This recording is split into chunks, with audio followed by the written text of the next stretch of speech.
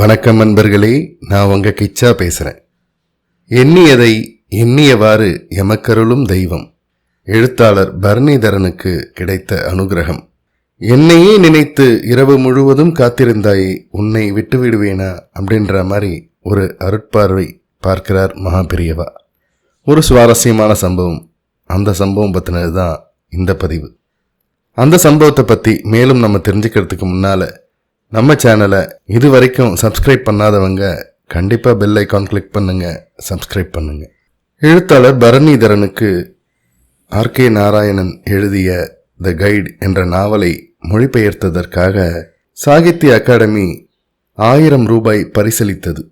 அவர் மகாபெரியவாளிடம் அபார பக்தி கொண்டவர். அப்பொழுது மகாபெரியவா சென்னைக்கு வெளிப்புறத்தில் தங்கியிருந்தார்.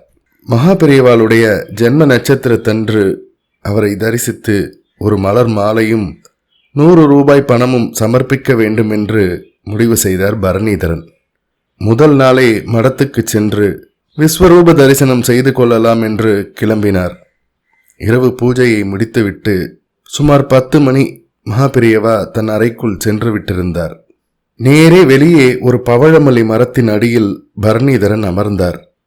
இரவெல்லாம் விழித்திருந்து விடியற்காலை தரிசனம் செய்ய துடித்தார். தான் முதலாக அவருக்கு மாலை தர வேண்டும் என்று வேறு ஒரு ஆசை. இது மட்டும் நடந்துவிட்டால் எனக்கு மகாபெரியவாளிடம் உள்ள பக்தி தூய்மையானது, சத்தியமானது என்று அர்த்தம். மகாபெரியவாருள் எனக்கு பூரணமாக இருக்கு என்று நினைப்பேன் என்று தனக்குள்ளேயே அவர் ஒரு பரிசோதனைக்கு உட்பட தயார் செய்து கொண்டிருந்தார். அப்படி நடக்கவில்லை என்றால் அது எவ்வளவு பாதிக்கும் என்பதை எண்ணி பார்க்கவே இல்லை. இரவு முழுவதும் ஹரஹர சங்கர ஜெய ஜெய சங்கர என்று ஜெபித்துக் கொண்டே இருந்தார். ஒரு சின்ன சத்தம் கேட்டாலும் மகாபெரியவா விழித்து கொண்டு விட்டாரோ என்று ஓடிப்போய் பார்த்து கொண்டிருந்தார். பொழுது புலர்ந்தது. வயதான ஒரு அம்மா மகாபெரியவாளின் அறையின் கதவுக்கு முன் போய் நின்று கொண்டாள். அவர்தான் வழக்கமாக விஸ்வரூப தரிசனம் பார்ப்பதும் கற்பூர ஆரத்தி எடுப்பவரும். மெல்ல மெல்ல சில பெண்மணிகள் வந்து சேர்ந்து கதவை மறைத்தபடி நின்று கொண்டு பாட ஆரம்பித்தனர். அவர்களுக்கு பின்னாலேதான் பரணிதரன் நிற்க முடிந்தது. பெண்களை இடித்து தள்ளிக்கொண்டு முன்னேறுவது அவருக்கு பழக்கமில்லாதது. இரவு கண் விழித்தும் பயனில்லாமல் போய்விடுமோ என்ற ஏக்கம் வேறு வந்தது. கதவு திறந்தது. ஒளி வீசும் முகத்துடன் மகாபெரியவா காட்சி தந்தார். கற்பூர ஆரத்தியால் மேலும் ஒளி வீசியது. தான் நினைத்தபடி முதல் மாலையை தான் போடாமல் போய்விட்டால் இதே எண்ணம் பரணிதரனை நிலைகுலைய வைத்தது. அடுத்த நிமிடம் மகாபெரியவா கையை நீட்டிக்கொண்டே வந்து ஒரு யானையின் தும்பிக்கை போல் ஆகி எல்லா பெண்களையும் தாண்டி அவர் தட்டில் இருந்த மாலையை முதலில் எடுத்துக்கொண்டது.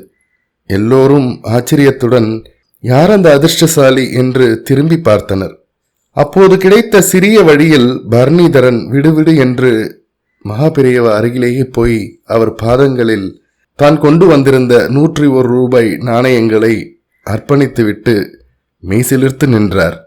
மகாபெரியவா அவர் தந்த மாலையை தலைமேல் சாத்திக்கொண்டு அனுகிரகம் செய்யவே காதலாகி கசிந்து கண்ணீர் மல்கினார் பரணிதரன். என்னையே நினைத்து இரவு முழுவதும் காத்திருந்தாயே, உன்னை விட்டு விடுவேனா என்று ஒரு அருட்பார்வை பார்த்தார் மகாபெரியவா.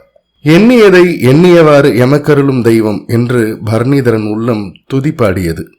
ஜெய ஜெய சங்கர ஹர ஹர சங்கர. இந்த பதிவு உங்களுக்கு பிடிச்சிருந்தா லைக் பண்ணுங்க, ஷேர் பண்ணுங்க, கமெண்ட் பண்ணுங்க. மறக்காம பெல் ஐக்கான் கிளிக் பண்ணுங்க, சப்ஸ்கிரைப் பண்ணுங்க. நன்றி அன்பர்களே.